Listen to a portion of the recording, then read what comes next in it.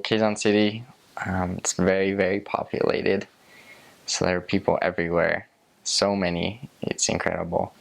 Most of your areas will probably have, 50,000 people in them, even though it's just, could be just a couple blocks. There'll be that many people. So most of the houses are very small.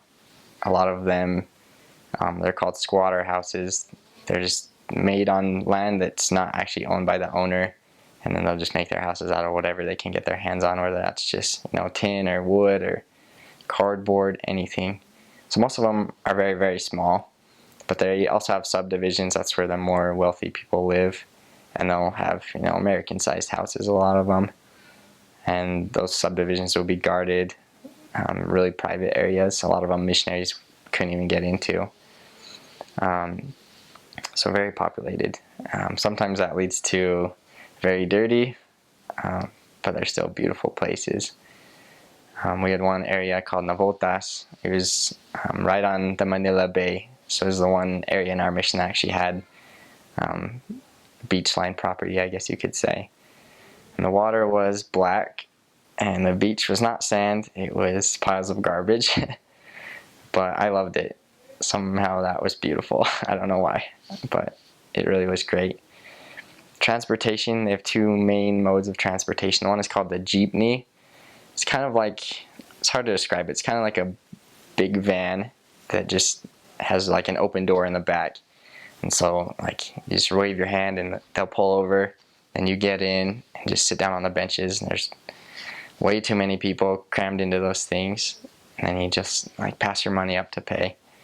The other is the tricycle, which is just a little motorcycle with a sidecar on it. So you just crunch down in this tiny little sidecar, or you can even sit like side saddle on the motorcycle behind the driver. For work, obviously when you're in Quezon City, there's more work. So a lot of people from all over the Philippines will come to Quezon City or the Metro Manila area to work. So because of that, you meet a lot of different people that speak a lot of different languages, which is kind of unique. It's difficult with teaching at times because you'll meet people that don't really speak Tagalog too well. Work, whereas in a lot of parts of the Philippines it's more farming. You're not going to find that so much in Quezon City. It's more, the drivers, jeepney, tricycle, taxi drivers are really big. A lot of people just work at little tindahans or little stores just on the street corner. People, just sell food they make, or, just anything. They'll just sell it on the street, make money however they can, whether that's selling ice cream or rice porridge type stuff, any little thing like that. Weather, Philippines is always hot. It's never not hot. So we always said in the Philippines, you're always going to be wet. It's either going to be in rain or in sweat. So pick your poison, I guess. Probably the lowest it ever got was in the 80s while I was there. So you can expect the heat. It's hot. But then there's that rainy season as well where you're just going to get poured on just about every day. So you're going to want an umbrella. That's the weather over there. Just hot. I would definitely say the city's going to be more crime-ridden than serving outside of the city, serving in the province. There's definitely... Luckily, I didn't have too many incidents of my own where I felt like I was in serious danger. I definitely have companions who did. I think for the most part, if you're an American, you're not going to get messed with too much. Although I wouldn't be carrying a big lump sum of cash around with me either. I wouldn't carry more than what's equivalent to $3 or $4 with me every day. Just because, there's not really any reason to take that risk.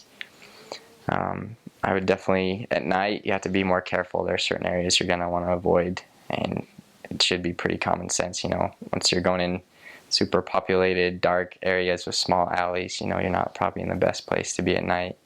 You want to stay out where, it's light and there are lots of people around where you're not going to, where someone's not going to make a scene. But I would definitely say missionaries are protected. There's a lot going on. We'd hear about stuff about every day that happened the night before. But as long as you're where you should be, doing the things you should be, you're going to be fine.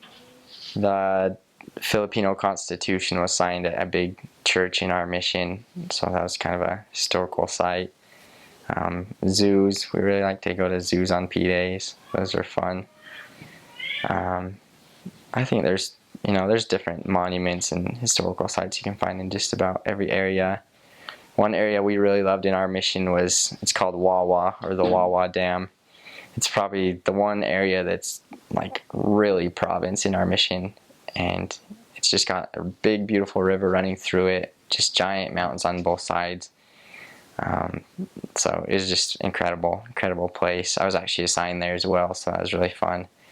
So if you're going to Quezon City North, I'm sure you'll stop by there at least once.